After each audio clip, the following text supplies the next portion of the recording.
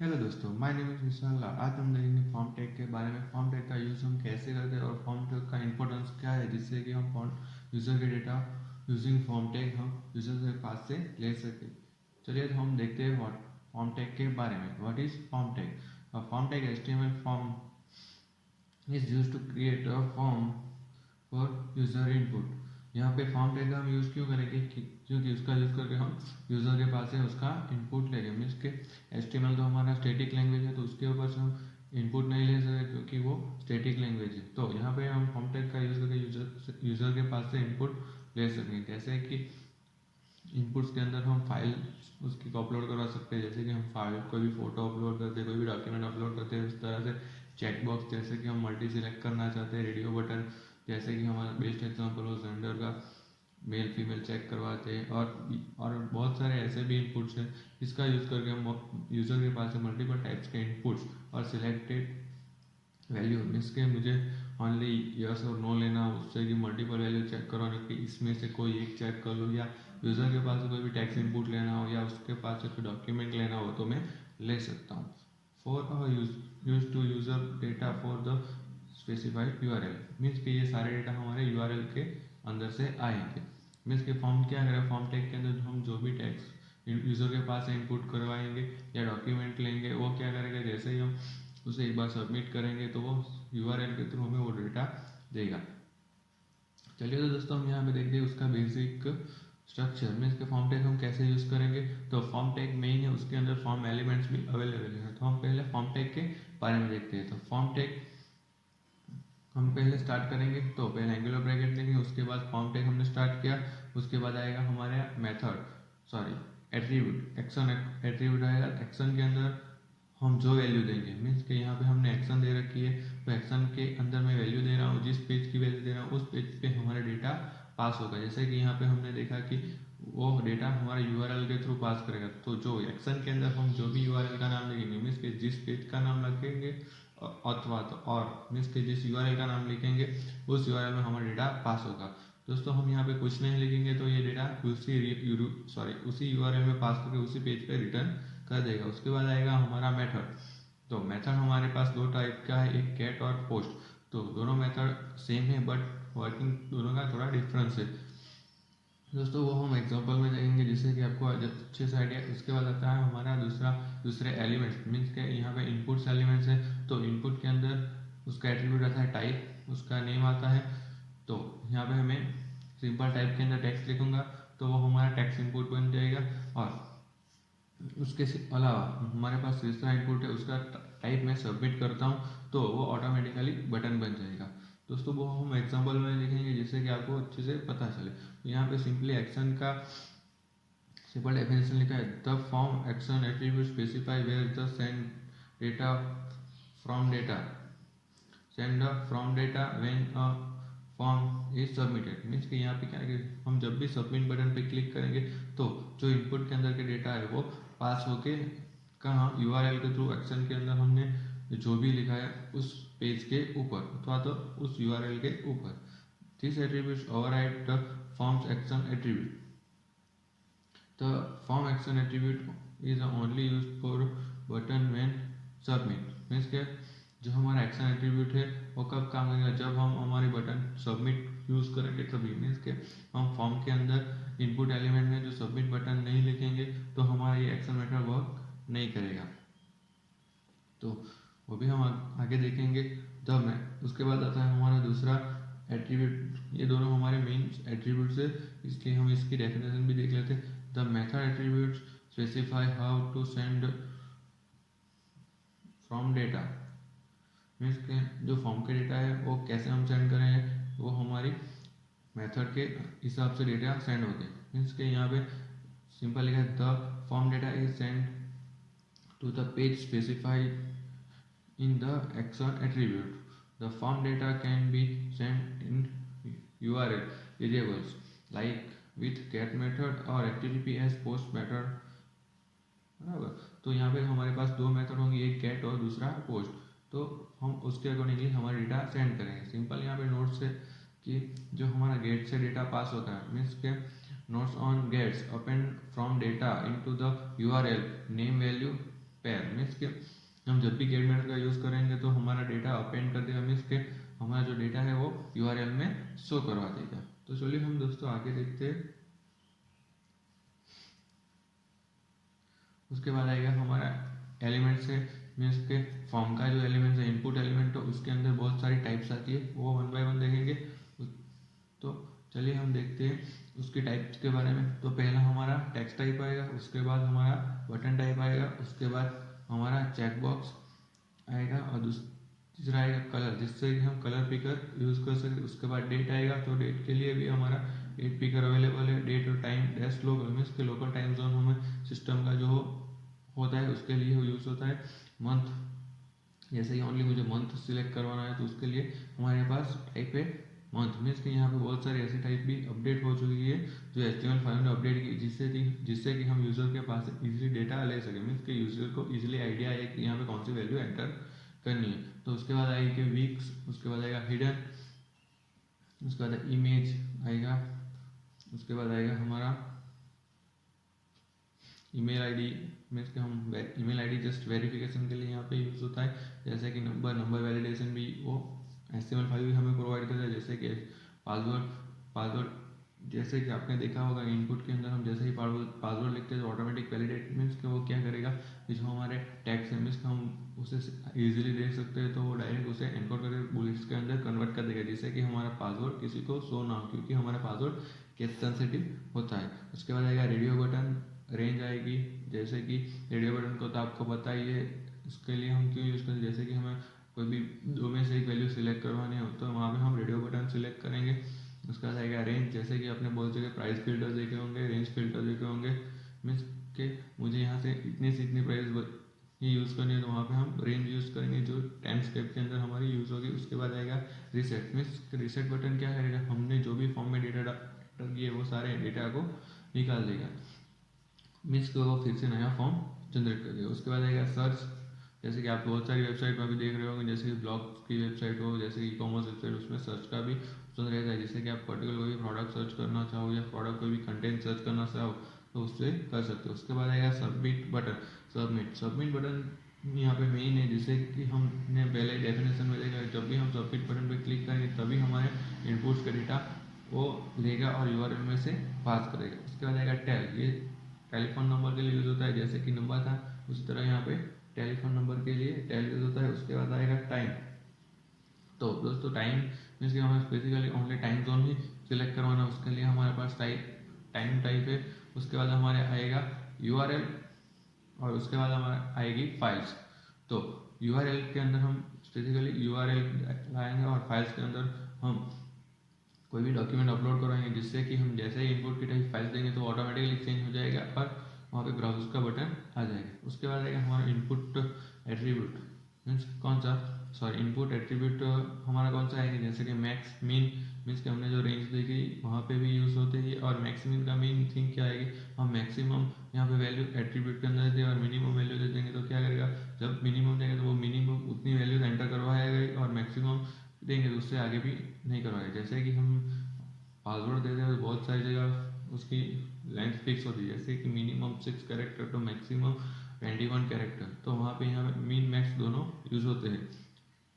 उसके बाद आएगा स्टेप, मीन्स कि ये स्टेप हमारे रेंज के अंदर यूज़ होंगे। जैसे कि हम डेटा की टाइप रेंज ले दी और उसे हम स्टेप दे दें तो हमें यहाँ पे 10 स्टेप बाय डिफ़ॉल्ट रहते हैं, तो मैं उसके अकॉर्डिंगली मेरा स्टेप सेट कर सकता हूँ। मीन्स मुझे 6 स्टेप रखना है, 4 स्टेप रखना है, 9 स्टेप के 10 स्टेप, तो वो स्टेप एट्रीब्यूट का यूज़ करके मैं देख सकता हूँ। उसके बाद आएगा हमारा वैल्यू एट्रीब्यूट, मीन्स कि हमारा जो इनपुट है उसके अंदर जो हमें वैल्यू लेनी है तो हम उसकी वैल्यू एट्रीब्यूट से बाय डिफ़ॉल्ट सेट कर सकते हैं। मीन्स कि आपने देखा होगा अभी बहुत सारी ईमेल कंपनी है, जैसे कि जीमेल है, याहू है, तो आप वहाँ पे ईमेल आईडी अभी क्रिएट करोगे तो बाय डिफ़ॉल्ट पीछे @gmail.com या @yahoo.com ऐसा बाय डिफ़ॉल्ट लिख के आया होगा। मीन्स कि आप ऐसा भी होगा, और कई बार आपने कोई भी जैसे कि फेसबुक पे अपना प्रोफाइल अपडेट कर रहे हो, जब भी आप अपडेट पर क्लिक करो तो आपकी पुरानी डिटेल्स ऑटोमेटिक इनपुट के अंदर आ जाती है। तो वो कहाँ से आती है, तो वो हम वैल्यू एट्रीब्यूट के अंदर शो करवाते हैं। उसके बाद आएगा प्लेस होल्डर।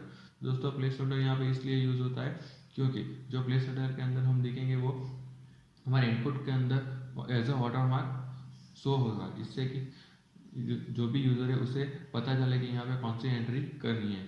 उसके बाद आएगा हमारा पैटर्न। तो यहाँ पे हम पैटर्न का यूज़ करके क्या करेंगे कि सिंपली वैलिडेशन करवाएंगे, जैसे कि पासवर्ड में होता है, ईमेल आईडी में होता है कि आप जब भी पासवर्ड एंटर करो तो उसके लिए specifically upper case, lower case, ABCD में आना चाहिए, उसके बाद कोई भी सिंबल आना चाहिए और उसके बाद आएगा कोई भी डिजिट, तो ही वो वैलिडेशन चेक करता है। तो ये सिंपल जावास्क्रिप्ट में पहले होता था, तो अभी HTML5 आया है तो उसके अंदर ये अपडेट उन्होंने पहले ही दे दिया, जिससे कि हमें एक्स्ट्रा कोडिंग ना करना पड़े। उसके बाद आएगा नेम एट्रीब्यूट। तो HTML का मीन्स के ये इनपुट एलिमेंट्स का मेन एट्रीब्यूट है। जब भी हम नेम इनपुट का देंगे तभी हम हमारे डेटा को URL थ्रू फैच करवा सकते हैं, नहीं तो वो डेटा फैच नहीं करेंगे। चलिए तो हम पहले दोस्तों एग्जांपल देखते हैं, उसके बाद आगे के टैग के बारे में देखेंगे। चलिए दोस्तों हम यहाँ से स्टार्ट करते हैं इनपुट टाइप से। दोस्तों हम पहले हमारा नोटपैड ओपन कर लेते हैं। तो यहाँ पर पेज है, तो ये था हमारा कल का पेज। तो यहाँ से हम क्या करते हैं, अभी हम ये जावास्क्रिप्ट को भी हम हटा देते हैं और सिंपल हम फॉर्म देखने वाले हैं। तो यहाँ से इसे भी हटा देते हैं और यहाँ पे हम लिख देते हैं फॉर्मेट और यहाँ भी लिख देते हैं फॉर्मेट।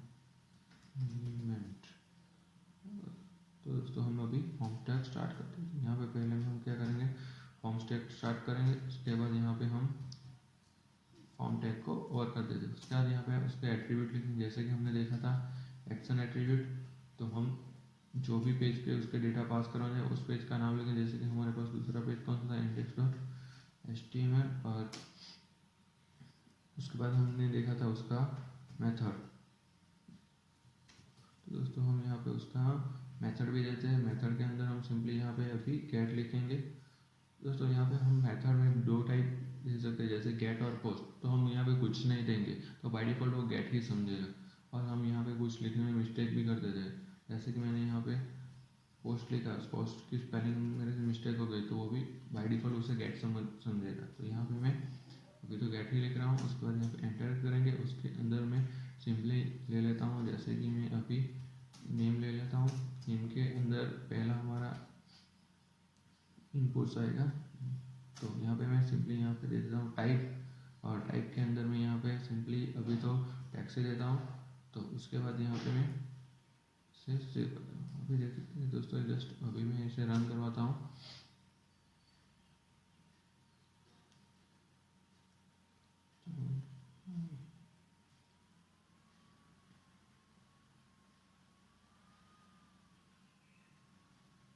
तो दोस्तों आप यहाँ पे देख रहे होंगे कि यहाँ पे सिंपल नेम आ गया और उसके बाद में हमारा इनपुट भी आ गया, जिसके हमने लिखा था वो हमें शो कर रहा है। जैसे मैं यहाँ कुछ भी टेक्स्ट एंटर कर सकता हूँ, जैसे कि मैं यहाँ कर सकता हूँ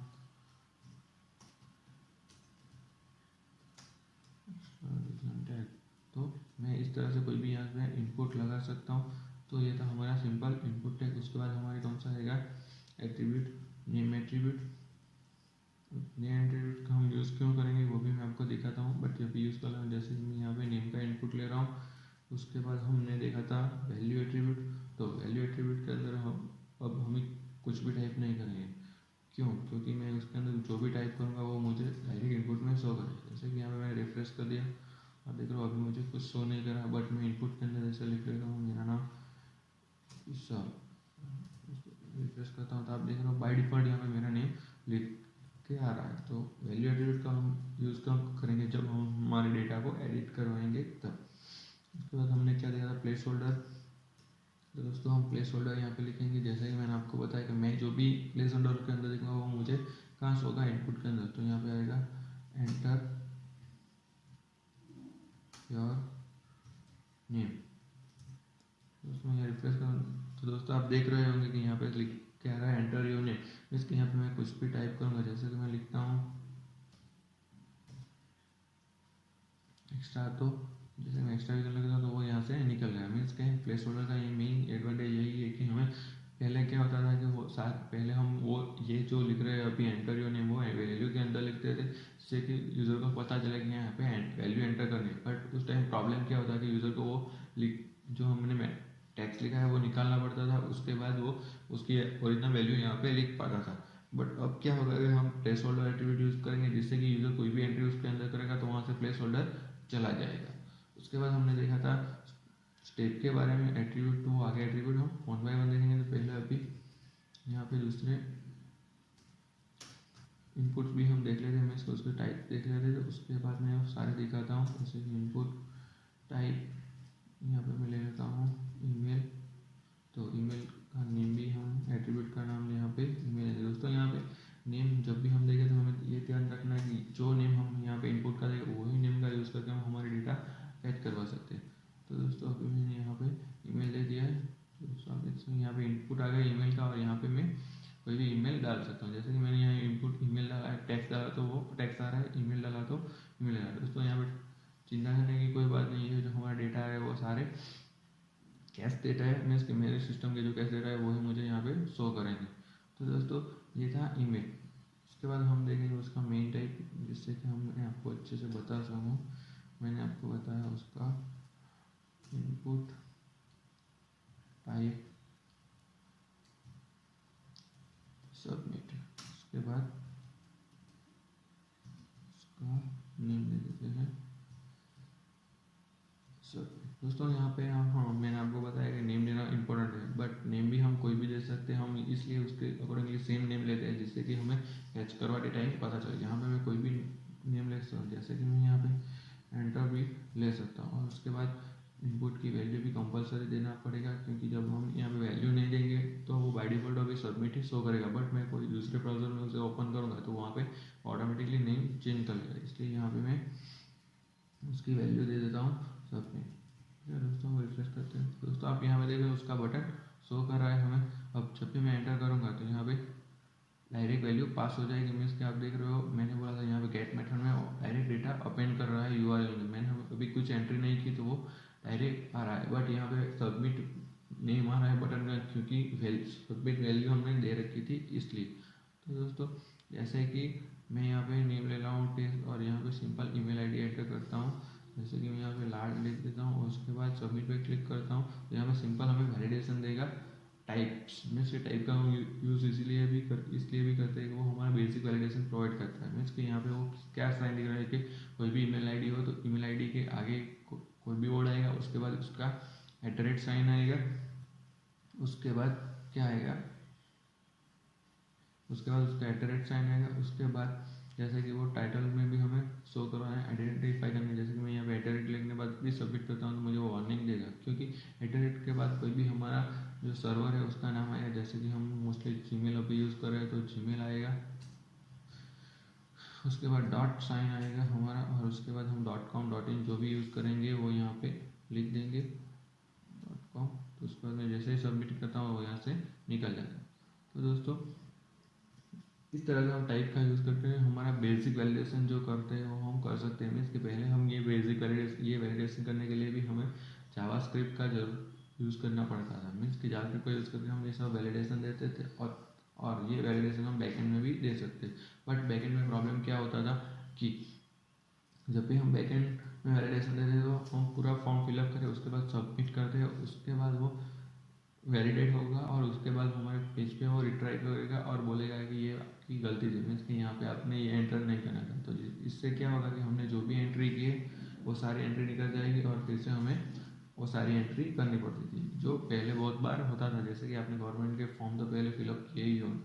तो दोस्तों वो क्यों होता था, क्योंकि हमारी जो बैकएंड लैंग्वेज है वो सारी लैंग्वेज सर्वर साइड है, तो वो क्या करेगा, पहले कोई हमारा डेटा सर्वर पे ले जाएगा, उसके बाद वो वैलिडेशन चेक करेगा, उसके बाद वो हमें रिटर्न करेगा ब्राउज़र के ऊपर, जिससे कि क्या होगा कि वो प्रोसेस तो करेगा ही, बट वो सर्वर पे जाएगा, सर्वर पे से फिर से आएगा तो हमारे डेटा को भी वहाँ से निकाल देगा, और वो टाइम भी बहुत लेगा। इसलिए पहले हम जावास्क्रिप्ट का यूज़ करते थे फ्रंट एंड वैलिडेशन के लिए, बट अब क्या होगा कि HTML5 ने हमें हमारे जो एट्रीब्यूट्स है उसके अंदर एक सिंपल वैलिडेशन दे दिया, जिससे कि हमें वैलिडेशन करने के लिए अलग से कोई कोडिंग करना नहीं पड़ता है, जिससे कि हमारा टाइम और कोडिंग दोनों बचता है। तो जस्ट मैंने यहाँ पे प्लेस होल्डर डाल दिया ईमेल का। तो दोस्तों हम यहाँ पे जस्ट उसे डुप्लीकेट कर देंगे टाइम बचाने के लिए। उसके बाद यहाँ पे हम लिख देंगे पासवर्ड। तो यहाँ पे हम लिखते हैं पासवर्ड और यहाँ पे उसका नेम भी हम यहाँ पे चेंज कर देंगे। तो यहाँ पे पासवर्ड डाल देता हूँ और यहाँ पे मैं लिख देता हूँ एंटर योर पासवर्ड। दोस्तों आप देख रहे हो कि यहाँ पे आ गया एंटर योर पासवर्ड। जैसे ही मैं यहाँ पे लिखता हूँ, मिसाल यहाँ पे मैं कोई भी ईमेल आईडी डाल देता हूँ और यहाँ पे मैं जैसे भी कोई भी मैसेज एंट्री करूँगा तो वो ऑटोमेटिकली बुलेट में कन्वर्ट हो जाएगी, क्योंकि हमारा पासवर्ड केस सेंसिटिव है तो वो ऑटोमेटिकली उसे कन्वर्ट कर लेगा। तो इस तरह से हमारे पास दूसरे इनपुट भी है। जैसे कि मैंने बताया था आपको डेट इनपुट, मैं ले लेता हूँ डेट और यहाँ पे कर देता हूँ enter your date. Date means enter your date कर लेते हैं जिससे थोड़ा अच्छा लगे। जैसे कि यहाँ पे बर्थडे। दोस्तों आप देख रहे हो यहाँ पे सिंपल डेट फिगर आ गया। मीन्स कि हम यहाँ पे ड्रॉप डाउन से यहाँ हमारी डेट सिलेक्ट करोगे, ना कि हमें हर बार यहाँ पे वो लिखना पड़े। तो दोस्तों हम यहाँ पे सिंपल ये सारे हमने एट्रीब्यूट्स लिखे, उसका यूज़ करके हम हमारे अकॉर्डिंगली जो हमें डेटा शो करवाना है वो करवा सकते हैं, क्योंकि पहले ये सब 1 बाय 1 करवाना पड़ता था। तो अब हम उसे इजीली करवा सकते हैं। जैसे कि हम अब रेडियो बटन के बारे में भी देख लेते हैं। जैसे कि जेंडर, तो जेंडर में जनरली 2 टाइप्स होती है, जैसे कि इनपुट टाइप, यहाँ पे हम देंगे रेडियो। जेंडर है तो हम यहाँ पे इनपुट टाइप रेडियो बटन देंगे। उसका यहाँ पे आएगा उसका नेम दोस्तों यहाँ पे आएगा जेंडर दे देंगे हम यहाँ पे, और उसकी वैल्यू हमें यहाँ पे देनी है, क्योंकि जेंडर के अंदर हम कोई भी एंट्री इनपुट नहीं करेंगे। जहाँ दोस्तों हम जिस इनपुट में या जिस फॉर्म एलिमेंट के अंदर हम एंट्री नहीं करें उसकी वैल्यू पहले से ही देना पड़ता है। तो यहाँ पे मैं लिख देता हूँ मेल और उससे यहाँ पे बंद कर देता हूँ। तो दोस्तों यहाँ पे मुझे दूसरी बार भी ये लिखना पड़ेगा, क्योंकि मुझे फीमेल भी शो करवाना है। तो उसके बाद मुझे यहाँ पे उसका नेम भी साथ में देना पड़ेगा। जैसे कि यहाँ पे मेल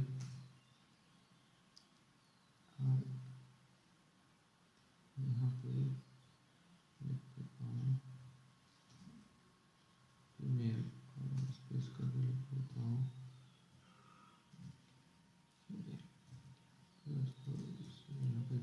दोस्तों आप देख रहे हो यहाँ पर वो रेडियो बटन्स आ गए। तो जनरली आपने देखा होगा रेडियो बटन क्यों यूज़ होता है, कि जिससे कि मैं 2 में से एक ही सिलेक्ट कर सकूँ।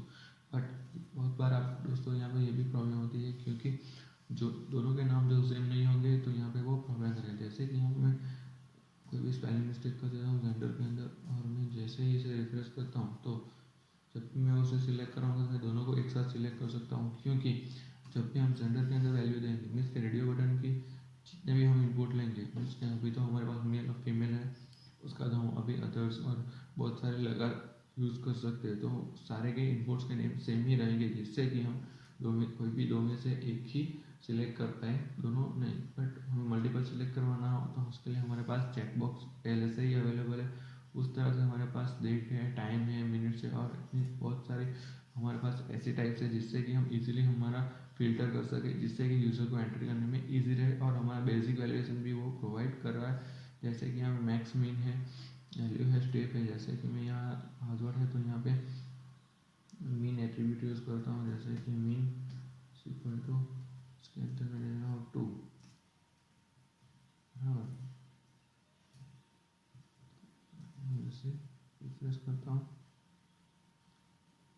मैं टेस्ट दे देता हूँ। यहाँ पे मैं कोई ईमेल आई डी दे देता हूँ, पासवर्ड में 1 कर देता हूँ, 8 मेल और सबमिट।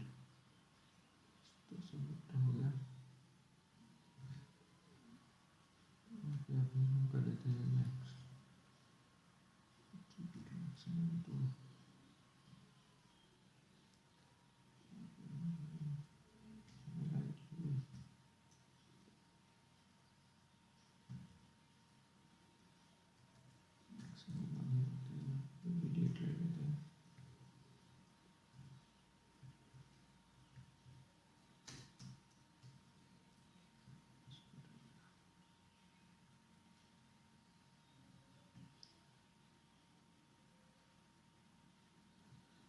दोस्तों यहाँ पे जस्ट वैल्यूशन बेसिकली शो नहीं कर रहा, तो उसके लिए हमें फॉर्म के सारे एलिमेंट सोर्स ऑफ यूज़ करेंगे, तो वो भी यहाँ पे वर्क करा मीन्स के ये दोनों एट्रीब्यूट्स यहाँ पे क्या करेंगे, हम मैक्सिमम और मिनिमम कौन सी वैल्यू यूज़ करना है वो हम इजीली यहाँ पे कर सकते हैं। तो दोस्तों ये था हमारा मैन मैक्स और मीन। उसके बाद वैल्यू के बारे में तो मैंने आपको बताया। उसके बाद प्लेस होल्डर, नेम और पैटर्न के लिए हमारे यहाँ पे सिंपल वैल्यूएशन करना पड़ेगा हमारी पैटर्न, जिसके हमारे पैटर्न में एंट्री कौन कौन सी होगी वो सब आएगी।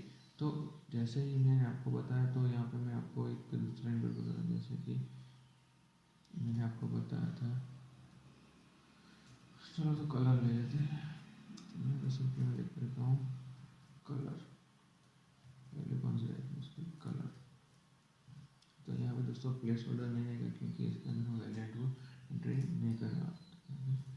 इसे रिफ्रेश कर दोस्तों, यहाँ पे देख रहे हैं आप कलर भी करा रहा है। जैसे कि मैं यहाँ से कोई भी कलर सिलेक्ट कर सकता हूँ।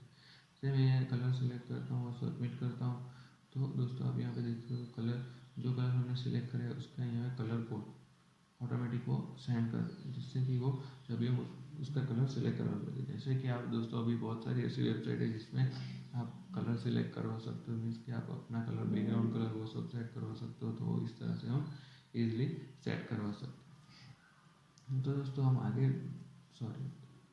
चलो तो हम आगे दूसरे बारे में इसके हमने गेट और पोस्ट मैटर तो भूल ही गए, उसके बारे में देखते हैं। जैसे कि दोस्तों यहाँ पे हमारा गेट मैटर, तो जैसे मैं देख रहा हूँ दोस्तों, यहाँ पे मैं सबमिट कर रहा हूँ, डेटा जाएगा सब टेस्ट और यहाँ पासवर्ड 1 2 3 दे देता हूँ। जैसे कि ये हमारा डेट हो गया और यहाँ पे कलर ब्लैक ही रहेगा मेल। और जैसे मैं सबमिट करता हूँ दोस्तों, आप ये देख सकते हो कि मेरा सारा डेटा URL में यहाँ पे मैं शो कर रहा है, मीन्स कि मैंने जो एंट्री की है वो। तो इससे क्या फ़र्क पड़ेगा कि हमारा जो डेटा होगा वो इनसिक्योर हो जाएगा, मीन्स कि उसकी सिक्योरिटी यहाँ से चली जाएगी। मीन्स कि मैं यहाँ पे पासवर्ड दे रहा हूँ, वो तो मुझे ब्राउज़र में शो कर रहा है, तो मेरे आजू बाजू कोई भी बैठा हो वो मेरा पासवर्ड इजीली शो कर देख सकता है। तो इसके लिए हमें क्या करना पड़ेगा, यहाँ पे सिंपली पोस्ट मेथड यूज़ करना पड़ेगा, जिससे कि जब भी मैं मेरा डेटा यहाँ से पास करूँ, तो मेरा कोई भी डेटा हो, जैसे कि 1 2 3 में अभी देता हूँ, जैसे 2 3 पासवर्ड देता हूँ, जब वही डेट थी वही फिर से हम एंटर करेंगे और यहाँ पे मैं कर देता हूँ सबमिट। तो दोस्तों आप यहाँ पे देख रहे हो डेटा तो पास हो रहे हैं, बट वो मुझे URL में डायरेक्ट शो नहीं, मीन्स कि मेरे डायरेक्ट ओपन नहीं हो रहे हैं URL में, जिससे कि हम क्या करें, ईजिली उसे देख नहीं पाएंगे। तो पोस्ट मेथड का यहाँ पे यही एडवांटेज है। जैसे कि हमने पहले देखा था पोस्ट मेथड, तो पोस्ट मेथड क्या करेगा, हमारा जो डेटा होगा वो URL में हाइड कर देगा, मीन्स के URL में डायरेक्ट शो नहीं करेगा, जिससे कि हमारा डेटा URL में सेफ रहेगा। जैसे कि गेट मेथड में हम हमारे डेटा सारे URL में डायरेक्ट शो कर रहे हैं, तो प्रॉब्लम क्या आ रहा था कि हमारा डेटा URL में डायरेक्ट शो हो रहा है, तो हमारा कोई भी सेंसिटिव एंट्री हो, मीन्स जैसे कि पासवर्ड हो गया, वो सब URL में डायरेक्ट शो कर सकता है, जिससे कि हमारा सिक्योरिटी वहाँ से चली जाएगी। और दूसरा एक डिसएडवांटेज है कैच मेथड का, कि उसके अंदर हम वैल्यू, लिमिटेड वैल्यू ही पास करवा सकते हैं। और जैसे कि उसके अंदर हम जो डेटा पास करेंगे, जैसे कि हमने एक देखा था इनपुट फाइल, तो यहाँ पे मैं क्या करता हूँ, उसे फाइल टाइप देता हूँ, जिससे कि आपको पता चले, जैसे कि फाइल और यहाँ पे मैं दे देता हूँ फाइल, और यहाँ पे भी हमारा प्लेस होल्डर नहीं आएगा, क्योंकि इसके अंदर हम शो करवा रहे हैं। तो दोस्तों आप देख सकते हो, दोस्तों यहाँ देख सकते हो, जैसे मैंने फाइल टाइप दे दिया, तो यहाँ पे ब्राउज का बटन आ गया। इसके जैसे यहाँ सिलेक्ट कराऊँ, तो मुझे इमेज सिलेक्ट करवाएगा कि मुझे कौन सी यहाँ पे इमेज सिलेक्ट करनी है वो। तो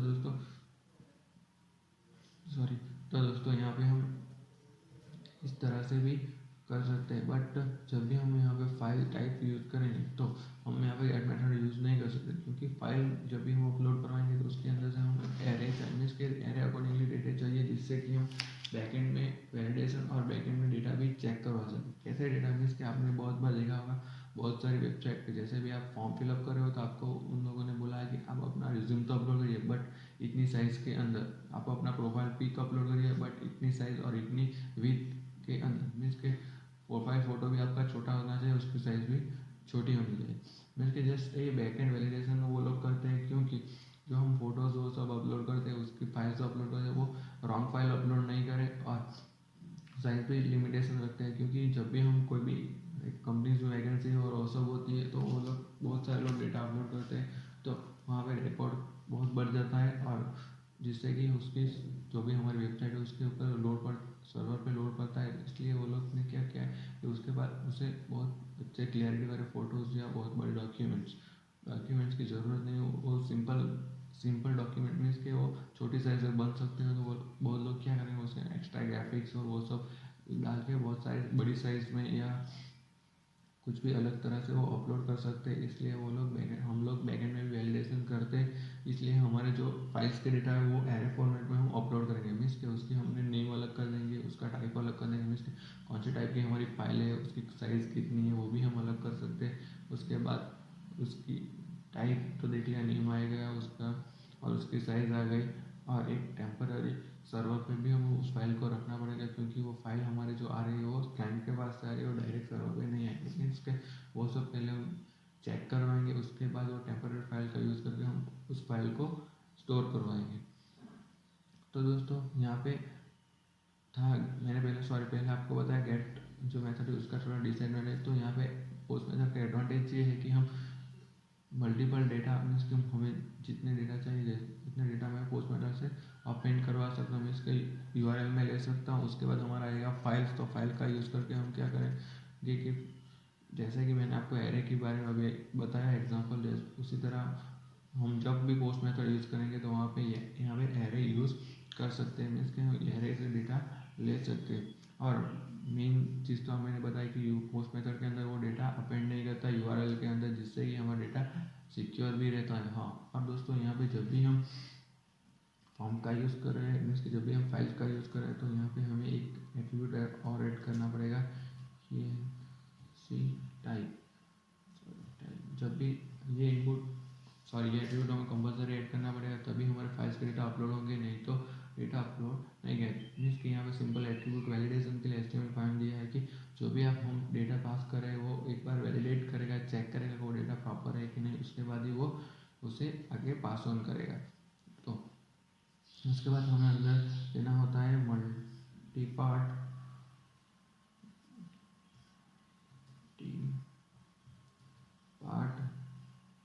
गैस फॉर्म गैस डेटा। दोस्तों हमें ये यहाँ पे उसकी वैल्यू देनी पड़ेगी। मल्टी पार्ट मीन्स के हम यहाँ पे एरे फॉर्म में डेटा आएंगे, मल्टीपल डेटा आएंगे, और उसके अंदर फॉर्म के डेटा हम उसे पास करवाए। तो यहाँ पे सिंपल वो एन्क्रिप्शन टाइप लेगा, मीन्स कि हमारा एरे भी है तो उसे सिंपल हाइड करवाने मीन्स कि उस एरे को सिंपल एनकोडिंग करवाने के लिए यहाँ पे ENC टाइप हमें कंपलसरी देनी पड़ेगी। उसके बाद हमारे पास दो और इनपुट से एलिमेंट जो मैं अभी आपको PPT में शो नहीं करवाया पर मैं यहाँ पे करवा देता हूँ, जैसे कि सिलेक्ट टैग।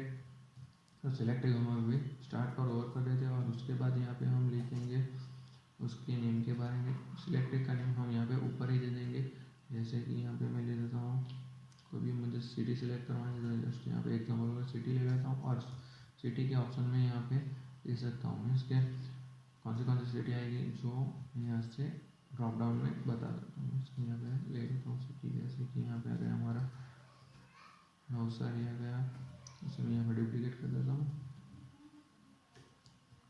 चिखली आ गया हमारा। उसके बाद हमारा आ गया सूरत, इसमें कोई भी सिटी हम ले लें वलसाड। तो दोस्तों यहाँ पे सिंपल में फिर मैंने ड्रॉप डाउन बना सकता हूँ सिलेक्ट का यूज़ कर, जैसे कि दोस्तों आप देख सकते हैं हमारा इजीली ड्रॉप डाउन बन गया। तो यहाँ पे हम कौन सा सिलेक्ट एलिमेंट का भी यूज़ कर सकते हैं। उसके बाद हमारा रह गया मीन, जो हमें था एड्रेस के लिए हम यूज़ करते हैं, उसके लिए हम यहाँ पे दे देंगे टैक्स एरिया। इसके टैक्स एरिया भी स्टार्ट और एंड तक दोनों है, तो स्टार्ट और एंड हम यहाँ पे कर देंगे, और उसका नेम यहाँ पे दे देंगे मैं एड्रेस। तो दोस्तों आपको पता होगा कि एड्रेस थोड़ा बड़ा होता है, इसलिए हम यहाँ पे टैक्स एरिया यूज़ करेंगे। उसके बाद यहाँ पे कॉल्स में इसके हमें कितनी कॉलम के अंदर हमारे इनपुट शो करवाना है। इसका अभी पहले ये देखा देता हूँ, ये हमारा बन तो गया बट एकदम छोटा आ रहा है। तो यहाँ पे पहले मुझे क्या ना कॉलम स्पेसिफाई करना, कितनी कॉलम आएगी, तो मेरे अंदर 10 कॉलम आएगी, कॉलम्स 10 आएंगे मीन्स के हॉरिजॉन्टल 10 कॉलम को कवर करेगा। उसके बाद आएगा रोज, तो वर्टिकली वो जैसे कि 5 कॉलम्स को कवर करेगा। दोस्तों हम यहाँ पे रिफ्रेश करते तो आप देख सकते हो यहाँ पे हॉरिजॉन्टली 10 कॉलम ली और वर्टिकली जैसे कि मैं इसे अभी बढ़ा देता हूँ, जैसे इसमें 20 कर देता हूँ तो वो ऑटोमेटिकली कट जाएगा। तो यहाँ पे हम टेक्स्ट एरिया का भी यूज़ कर सकते हैं। टेक्स्ट एरिया हमारा एक टेक्स्ट एरिया भी हमारा फॉर्म एलिमेंट्स ये, जैसे कि फॉर्म एलिमेंट्स हमारे पास 3 ही है। मीन्स एक हमारा हो गया इनपुट, दूसरा हो गया सिलेक्ट और तीसरा हो गया टेक्स्ट एरिया। बट जो हमारा इनपुट जो एलिमेंट है उसके अंदर हम टाइप्स का यूज़ कर मल्टीपल फिल्टर्स कर सकते हैं, और मोस्टली हमारे सारे डेटा यूज़र से जो लेने हैं वो हम मोस्टली इनपुट के टाइप्स का यूज़ करके कवर कर लेंगे। जब भी हमें ड्रॉप डाउन हो तब हम सिलेक्ट का यूज़ करेंगे, और जब भी हमें बड़ी साइज़ का डेटा चाहिए, मीन्स के जैसे कि यहाँ पे एड्रेस का मैंने एग्जांपल लिया, तब हम टेक्स्ट एरिया का यूज़ करेंगे। और हमारे पास दूसरे भी ऐसे वैलिडेशन है जिससे कि हम करवा सकते हैं। जैसे कि HTML फाइल का सिंपल यहाँ पे वैलिडेशन है कि ईमेल आईडी मुझे कंपलसरी एंटर करवाना है, तो यहाँ पे मैं लिख देता हूँ रिक्वायर्ड। तो मैं जब भी रिफ्रेश करूँगा और सबमिट पे क्लिक करता हूँ तो ये चेक करेगा कि उन्होंने वो फील्ड फिल की या नहीं। तो यहाँ पे हमारा वो बेसिक वैलिडेशन आएगा। और जैसे कि यहाँ पे रीड ऑनली भी बहुत टाइम आता है, मीन्स कि यहाँ पे रीड ऑनली एट्रीब्यूट यूज़ करता हूँ। मीन्स कि यहाँ पे मुझे पहले से यहाँ पे उसकी वैल्यू डाल देनी पड़ेगी, जैसे कि यहाँ पे मैं ले देता हूँ एक्स्ट्रा। तो मैं यहाँ पे रीड ऑनली कर देता हूँ। तो यहाँ पे मुझे एंट्री तो शो करेगा, बट मैं उसके अंदर कोई भी चेंज नहीं कर पाऊँगा, क्योंकि उसे मैंने रीड ऑनली एट्रीब्यूट का यूज़ किया है। उसी तरह हमने रिक्वायर्ड का भी यूज़ करना है, जो भी कंपल्सरी मुझे एंटर करनी है उसके लिए मैं यहाँ पे रिक्वायरमेंट एट्रीब्यूट दे देता हूँ। जिससे कि क्या फ़ायदा होगा कि वो एट्रीब्यूट का यूज़ करके जब भी मैं सबमिट पे क्लिक करूँगा तो वो पहले वैलिडेशन चेक करेगा उसमें उन्होंने एंट्री की है नहीं। तो दोस्तों ये था हमारे फॉर्म एलिमेंट्स, जिसका यूज़ करके हम बेसिक वैलिडेशन हमारे फॉर्म के अंदर करवा सकते हैं। और HTML फाइल के एट्रीब्यूट्स, जिसका यूज़ करके हम हमारे जो इनपुट्स है उस इनपुट को यूज़र के पास अलग अलग तरह बाइफर्केट करके ले सकते हैं। उसके अंदर जैसे कि मैंने 15 से 16 टाइप्स आपको दिखाए, वो सारे टाइप्स तो मैं अभी नहीं दिखा सकता, बट मैंने आपको सारे टाइप्स के बारे में बता दिया। तो आप एग्जाम्पल करोगे तो आपको जस्ट फॉर आइडिया आ जाएगा। उसी तरह मैंने ड्रॉप डाउन भी दिखाया, और उसके बाद मैंने आपको दिखाया था टेक्स्ट एरिया के बारे में। तो दोस्तों हम फॉर्म का यूज़ ऐसे कर सकते हैं, और उसके बाद हम उसे मल्टीपल टाइप यूज़ कर सकते हैं। दोस्तों यहाँ पे आपको ये बता दो कि हम अभी जो एंड्रॉयड ऐप यूज़ कर रहे हैं या वेब एप्लीकेशन यूज़ करें, वहाँ पे सारी जगह पे जो हमारे डेटा यूज़र से मीन्स के हमारे डेटा जब भी एंट्री कर रहे हैं वो सारे डेटा फॉर्म टैग का यूज़ करके ही होते हैं, क्योंकि आज तक ऐसा कोई दूसरा टैग आया ही नहीं जिससे कि हम डेटा ले सकें, मीन्स के यूज़र्स के पास से हम डेटा ले सकें। तो दोस्तों हम अब हमें सोशल मीडिया यूज़ कर रहे हो या आप कोई भी एंड्रॉयड ऐप iOS ऐप जो भी यूज़ करो, उसके अंदर जो भी हमारा डेटा जाएगा वो सारा डेटा फॉर्म टैग का यूज़ करके ही जाएगा। उसके अलावा यूज़र के पास से हम एंट्री नहीं ले सकते। तो यहाँ पे फॉर्म टैग हमारा इंपॉर्टेंट टैग भी है। चलिए दोस्तों, तो हम आगे देखेंगे अगले एग्जांपल्स, मीन्स के अगले टैग के बारे में। मोस्टली ये तो हमारा HTML यहाँ पे कवर होता है, क्योंकि ये सारे जितने भी मैंने आपको टैग बताए वो सारे टैग इंपॉर्टेंट टैग है, और इतना आप परफेक्टली एक बार देख लो सीख लो तो आपको आगे HTML में कोई प्रॉब्लम नहीं है कि हाँ HTML में और बहुत सारे मीन्स के ऐसे टैग बहुत अभी भी अवेलेबल है जिसका आप यूज़ कर सकते हो। बट मैंने जो आपको टैग बताए वो सारे टैग इंपॉर्टेंट है, और वो आप सारी जगह पे यूज़ करोगे। चलिए दोस्तों, हम आगे देखते हैं अगले लेसन के बारे में। दोस्तों हम मिलेंगे, थैंक यू। और आपको इस मैंने जो वीडियो सारे बताए उसमें किसी भी जगह कोई भी जगह प्रॉब्लम हो तो आप मुझे कमेंट्स करके बता सकते हैं, जिससे कि मैं वो आपका प्रॉब्लम सॉल्व कर सकूँ। चलो दोस्तों, मिलते हैं अगले लेसन में। Thank you.